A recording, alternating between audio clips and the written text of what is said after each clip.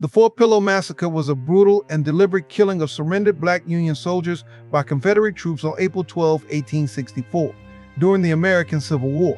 The fort was located in Tennessee and had been a Union stronghold. It was defended by a garrison of around 600 men.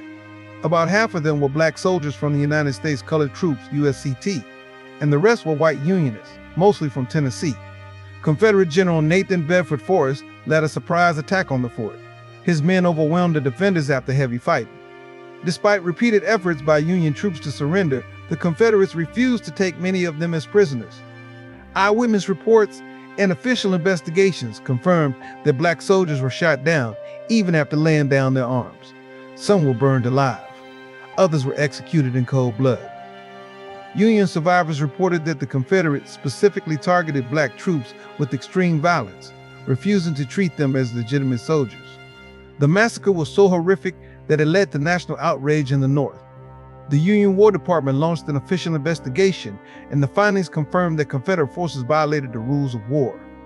U.S. Secretary of War Edwin Stanton called it an inhuman and merciless slaughter. The Fort Pillow Massacre was not an isolated incident.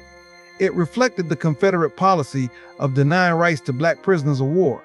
Nathan Bedford Forrest, who later became the first Grand Wizard of the Ku Klux Klan, was never held accountable for the massacre. Fort Pillow stands as one of the most infamous war crimes committed on American soil. It is a reminder of the dangers black soldiers faced, not just from combat, but from the racial hatred of the Confederacy. Despite their bravery and loyalty to the Union, they were denied the basic protections of military service. And yet, they kept fighting for freedom, dignity, and a future beyond slavery.